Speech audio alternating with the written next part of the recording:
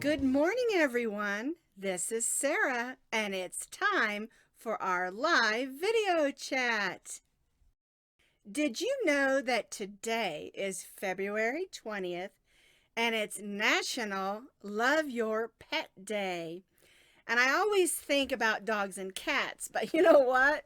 People have lots of different pets. I had a friend who had pet snakes in high school. Some people have those really cool lizards. There's mice and hamsters and pigs and bunnies and lots of pets. So today, it's National Love Your Pet Day. So you need to give your pet, whatever it may be, an extra hug and a kiss and a squeeze, and maybe even give them an extra treat because it's National Love Your Pet Day. Good morning. I see some of you already clinking in. Good morning, Tina and Michelle and Kimberly and Dana. I'm so glad that you all pop in and spend about 20 minutes with me on every Tuesday, 9:30 Mountain Time, because I live south of Denver, Colorado.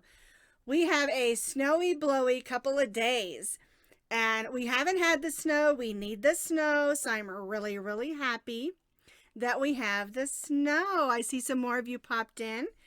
Make sure you clink in and check out this great big mug. My granddaughter gave it to me for my birthday. She gave me this big mug. It says you're a gem. Clink in, because all of you are gems to me. She also gave me some donut coffee and some creamer and a heart full of chocolates. She was so funny. She said, she calls me Oma, and she says, she's 5. And she says, Oma, we're going to share your birthday gift. And I said, oh, really? Are you going to have some coffee? And she put her hand on her hip and she said, I don't think so. She's wanting to share those chocolates she gave me. And we did. Well, I see so many of you clinking in. I'm so glad to hear you. I mean, see you.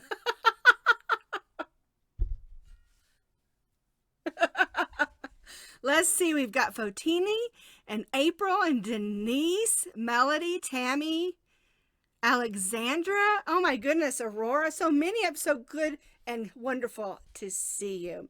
So like I said, let's go ahead and clink in.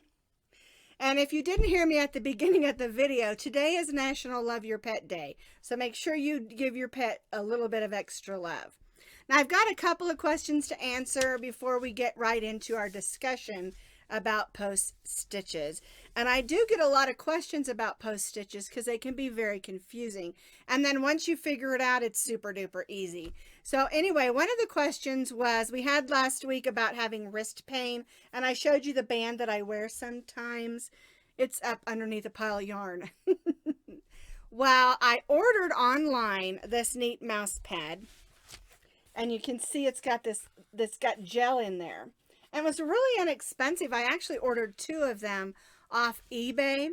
And I don't think I paid $10, and there was free shipping. And I'm telling you, when you're like me, I'm always on the computer answering questions. I'm always editing video, editing photos, writing patterns, on the computer. And my wrist gets really sore. And that little extra padding, I'm telling you, it makes all the difference in the world. So if you got an extra $5 or $6, get you some of these.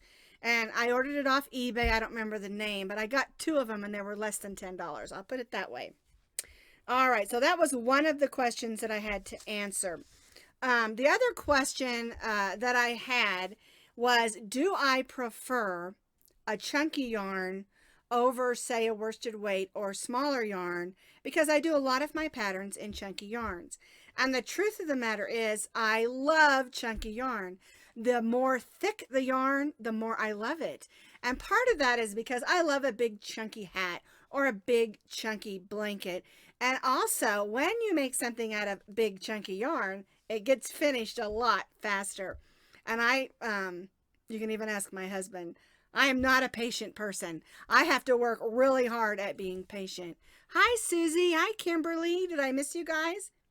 Oh, one other thing I wanted to remind you of.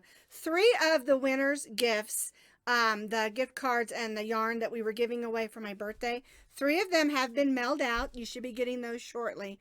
One of them has not been emailed to me about.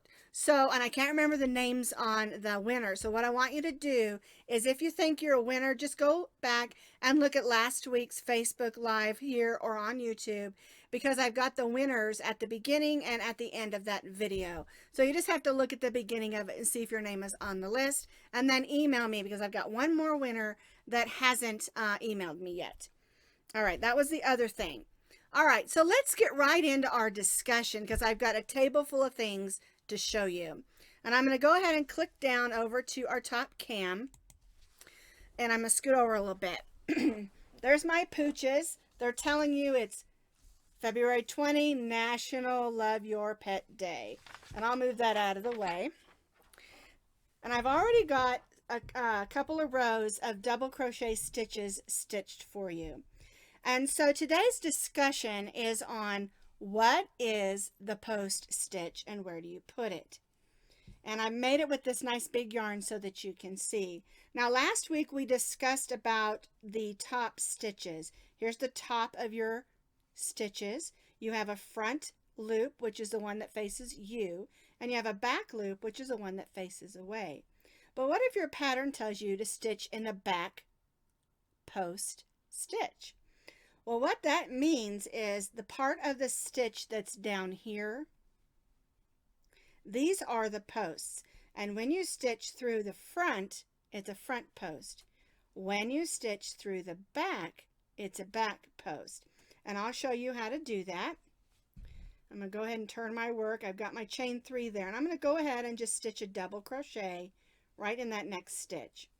Well, let's say my pattern says to stitch a front post double crochet in the next stitch. Well, you're still going to stitch a double crochet, and you can do a front post or back post stitch for any stitch. All stitches, no matter how small or how big, have a post, which again is this portion of the stitches. So what you would do is you'd still yarn over, you put your hook through the post, yarn over and pull it through. You still have those 3 loops, so you're just going to finish that double crochet like you normally do. The difference is you've got it stitched on top, because that's a front post stitch. And then depending on what your pattern tells you to do, you can stitch your next stitch. I'm just going to stitch a double crochet so you can see how that sticks up. And it's a really cool stitch. And if you can begin to learn how to do the front post stitch, you can do cables. Cables can be a little bit intimidating, but once you learn how to do a front post and a back post, you can do that. Okay, so let's say the pattern says to do a back post next. All right, so you're going to yarn over, but you're going to turn your work so that you're working on the back side. And you'll do the same thing. You'll put your hook through that post, but you're on the back side. And if you turn your work back to the front, you'll see only the bar of your crochet hook. Back posts can be a little bit what I call clumsy, but you can still do it. And once you practice, it'll be super easy. So we'll go ahead and yarn over and pull a loop through that back post. You still have 3 loops on your hook, just like a regular double crochet, and you'll just finish your double crochet. And I'm going to go ahead and stitch a double crochet in the next stitch just so that we can see how it looks. All right, so let's review just a little. Here we did a front post, and this bump is on the front of your work. We stitched a double crochet, and then this stitch is a back post, and you can see there's a little bit of a ridge there because your bump is on the back side of your work. See how that works? You're still stitching a double crochet, you're just putting it in a different place. All right, let me stitch another. I'm going to pull this out because I didn't give myself enough double crochets. And let's just go through that one more time. Yarn over, go through the post, yarn over, and just finish our double crochet. All right, I'm going to go ahead and stitch a double crochet in the top of the next double crochet. And now I'm going to stitch that back post double crochet. So I'm going to go to the back of my work, trying to make it so you can see it. Go through the post on the back side, pull up a loop. You've got 3 loops on your hook like a normal double crochet, and we'll just finish our double crochet, and then I'm just going to stitch a double crochet in the next stitch. Put chain 1 just to hold it in place. So again, our front post, double crochet is still a double crochet. We just stitched it in the post instead of the top of the stitch. Here's our back post from the front and our back post from the back. And if you'll notice, here's our front post, and we've got a ridge here on the back side. Front post, back post. It's really that simple, but it does take practice. So don't let this frustrate you. Get you some extra yarn. I like to use this big, I love the chunky yarns, and practice. One of the neat things about learning how to do your front and back posts is you can do a basket weave stitch, you can do a cable stitch, and lots of other stitches because really, when you're learning crochet, you learn a few stitches, and then most of the other stitches are just variations of how they're stitched and where they put that stitch to make the other stitches. A great example of that is the crocodile stitch. It's really just made with double crochets, but it's where you put them, double crochets and single crochets, because the point is single crochets, but it's all how you put them and where you put them that makes the crocodile stitch. And so if you can master the basics, chaining, single crochet, double crochet, half double crochet, triple crochet, then you can pretty much do any crochet stitch. And I always tell people, don't let crochet be intimidating. Take it one step at a time, which brings me to what we did yesterday. Yesterday we did lesson 4 in Back to Crochet Basics, and you can see the headband I'm wearing. The headband is what we made to practice our double crochet stitches in a row. We talked about measuring some. We talked about how to make sure your rows are nice and even, and practice that. Lesson 1 was chaining and tying off. Lesson 2 was single crochets in a row, learning how to tie off and turn. And then lesson 3 was single crochets in a circle. And we talked about how to increase and join with the slip stitch, and we made a cute little coaster. Well, yesterday's lesson was double crochets in a straight line. And so if you have questions about those things, I have it set up on my blog and also on YouTube. You can just click that link under the video. It'll take you straight over to the blog, and you can click the tab on the top that says Back to Crochet Basics, and then all the lessons with the links and the videos will come up. And so rather than, going through all of them, you can kind of see what's going on and just watch the ones that you want. I've tried to keep them short, 15 to 20 minutes. I think yesterday's was a little longer because of the headband being a little bit bigger of a project.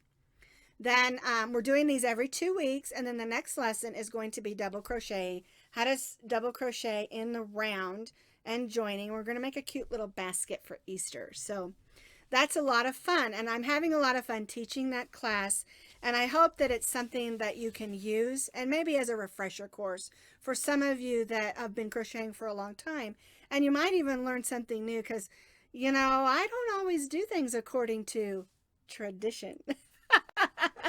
I have my own little way of doing things sometimes. I learned to crochet when I was 14 or 15. I learned from a book from the library, and I wish I had that book now. I wish I could find it. I can't even remember the name of the book. That's what's so silly. And if I could find it, I'm always searching online, for vintage crochet books and things, because it's just more like a manual than, and a lot of the things I learned were just standard things. And nowadays they've renamed them like they're this brand new wonderful things, like the Russian join. I learned it as the join, So those are things. But I have lots of neat things, and I hope that because each lesson, and I hope that you'll watch them and do them. Each lesson we're learning a technique, and then we're doing a very simple crochet pattern to practice that technique. That way you're not just doing something for the sake of doing it. You're making something fun or useful. So anyway, that's the whole deal with Back to Crochet Basics. All right, so a couple of new patterns that we put out this week is this one. And I am totally in love with this pattern. It's a simple pattern. It's double crochets and then single crochets at the top for gathering. And you can make this pom-pom or you can make this pom-pom. Either one is fine, whatever you like. And it's nice, big and chunky. And I just called it my skateboarder chunky beanie because that's really what it is. And the rows go up and down, so you can add rows if you have a bigger head, or you can take them out for a smaller head. Here's one that I did in bright colors. This is one of the yarns I just love. It's the Lion brand, I think Thick and Quick or something like that. And it's one of the colors that I just really love. Okay, so we did that this week. Something that we're going to be doing probably Thursday, I haven't decided, is what I call my spunky chunky baskets. And this is the big one. Let me grab this little one. Here's the little one. This one is about 8 inches across and 8 inches tall. And the big one is about 10 inches across and about 10 inches tall. And you can see it holds a lot of yarn. And you can make both of these baskets with one cake of the Karen Chunky Cakes. Let me grab one over here. You can buy one of these, use your Michaels coupon and get 50% or 40% off, whichever. I think it's 40% off this week. I can't remember. But anyway, use your 40% off coupon, get one of these chunky Karen cakes, and you can make both of those baskets with one. And I love this stuff. This is a number 6. You know, I love the chunky. And I love this stuff. And it's so soft. I believe it's 100% acrylic. Let me pop on the readers. Okay, let's see. Machine washable, 100% acrylic. Number 6, worsted weight yarn. I love this stuff. Of course, like I said, you know, I love the chunky stuff. Another yarn that I got this week, this was sent to me from Red Heart, and this is called It's a Wrap. And I love this stuff. It's really cool. It's a number 1. And I have a fun little summer poncho in mind that I'm going to use this for. I've been testing it on another type yarn that's just a wee bit thicker, and I don't like the way it lays, so I'm going to work on it some more. And maybe in a month or 2 I'll have the pattern out there. But what I want to do is try to make it with just one of these cakes. And the writing on here is really small. Let's see. Yes, it's a 1, but I wanted to see the amount. Let's see.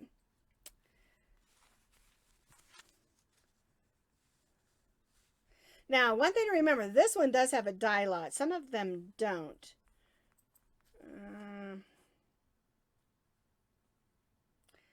I'm not seeing an amount. Oh, here it is. It has 1,100 yards, which is 7 ounces. And so I'm going to kind of pull this out here so you can see how absolutely thin this is. Can you see how thin that is? Let me bring it over here. There we go. So it's really thin. And I think it'll make a really fun little poncho for the summer, maybe a swimsuit cover-up or something. So, and I'm real excited about that. They sent that to me to test and to try out, and I'm just real excited to do that. Pop off my glasses. So anyway, that's our thoughts for the day. And I have one more thing I want to leave with you. Oh, Maximo wants to say hello. Come here, buddy. Come here. Here's my little Maximo. He wants to say hello for Love Your Pet Day. Isn't he precious? Maximo's going to be 10 years old next month. I got offended when the vet told me he was a senior dog. He's not been feeling too good. I think he's having a sinus. So, you want to sit behind Mama? They like to sit behind me. There we go. There we go. Anyway, it is Happy Pet Love Your Pet Day. And I have one more thought that I want to leave with you before you go. First of all, practice makes confidence. So if you take this, what we learned today, and practice your front and back posts, even if you just make simple squares and practice it, you'll feel more confident the more that you do it. And I don't want anyone to ever feel intimidated by crochet. So if you have a question, anything that I can answer, like I always say, it doesn't hurt to ask. And if I don't know the answer, I'll do everything I can to find you an answer. And if you ever have a question about a pattern, be sure and ask the designer first, because most designers don't have any issues with you asking them questions. I know I don't. Sometimes I wonder about the questions, though, when all the information's in the pattern, and then they ask me, and then I'll send them what's in the pattern, and they say, oh, yeah. But that's okay. I don't mind. It takes a few minutes just to send an email, or a few seconds, actually. Okay, and the last thing I want to leave you with is a good thought. This is my opinion. Be an encourager, because the world has enough critics. That's my thoughts. Be encouraging to other people. And I think so many times, even on YouTube, it can be a very critical place. And just because I may not, I don't know, agree with you, say my favorite color is bright yellow, well, yours might be medium blue. We don't agree on that color. Well, that doesn't mean we have to be mad at each other. It just means we need to be encouraging to each other and accept each other where we're at. And that's kind of the thought today. Don't criticize because my favorite color is yellow and you don't like it. It's okay. All people are different and we have different favorite colors, right? So anyway, be an encourager, because the world has enough critics. I'll see you all next week, and thanks for watching.